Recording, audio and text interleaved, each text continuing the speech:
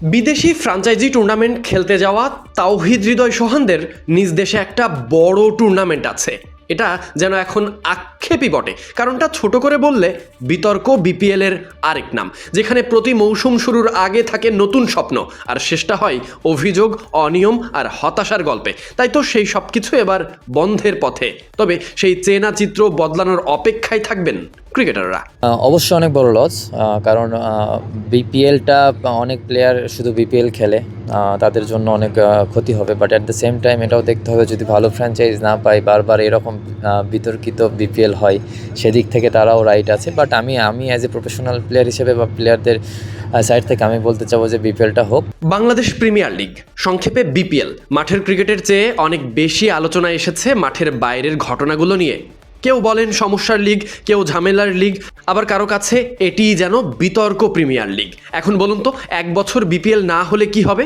সেটাই ভাবছেন হৃদয়। মূলত খেলোয়াড়দের অনেকাংশের পরিচয় নির্ভর করে এই বিপিএলে। তবে ফ্রাঞ্চাইজি ক্রিকেট বন্ধ হলে খেলোয়াড় সংকটও তৈরি হতে পারে। আমি বলতে চাবো যে বিপিএলটা হোক, কারণ অনেক প্লেয়াররা আছে যারা শুধু বিপিএল খেলছে এবং অনেক প্লেয়ার আছে বিপিএল থেকে উঠে আসবে। যদি লিগ এক বছর না হয়, সেই ক্ষেত্রে অনেক প্লেয়ার অপরচুনিটি মিস করবে, যেটা আমাদের দেশের জন্য মানে আমাদের ক্রিকেটের জন্য ক্ষতি হওয়ার সম্ভাবনা খুব বেশি থাকে। তো আমি নিজে চাইবো যে বিপিএলটা যেন হয়, বাট আমার চাওয়াতে হয়তো বা কিছু যায় আসে না। বাট এটা আমার পার্সোনাল ওপিনিয়ন শেয়ার করলাম। 2012 সালে যাত্রা শুরু করা এই টুর্নামেন্টকে ঘিরে একের পর এক অভিযোগ জমা পড়েছে। অনিয়ম, দুর্নীতির অভিযোগ, ফিক্সিং বিতর্ক, খেলোয়াড়দের পারিশ্রমিক বকেয়া, আর্থিক অস্থিরতা, সব মিলিয়ে বিপিএল এর ভাবমূর্তি বরাবরই প্রশ্নের মুখে পড়েছে। বিশ্বের অন্য ফ্রাঞ্চাইজি লিগগুলো যেখানে অনেক পরে শুরু করে এখন শক্ত অবস্থানে, সেখানে বিপিএল হেঁটেছে উল্টো পথে। বলে রাখা ভালো, এই সব কিছুর পরও আবারও আসতে পারে বড় পরিবর্তন। তামিমের নেতৃত্বাধীন বোর্ড ভাবছে নতুনভাবে। পরিকল্পনা অনুযায়ী চলতি বছরের বিপিএল স্থগিত রেখে নতুন এবং দায়িত্বশীল ফ্রাঞ্চাইজিদের নিয়ে লিগ আয়োজন করা। তবে ক্রিকেটারদের ম্যাচ খেলা এবং আয়ের সুযোগ চিন্তা করে বা নিশ্চিত করতে আরও একটি টি-20 টুর্নামেন্ট আয়োজনের কথাও ভাবছে cricket board.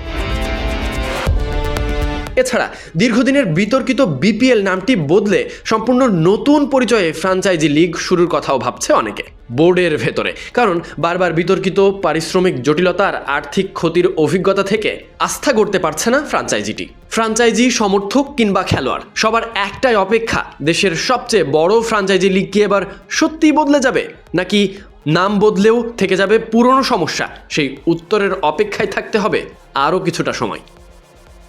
Sadiq Ahmed Sani, BD cric time.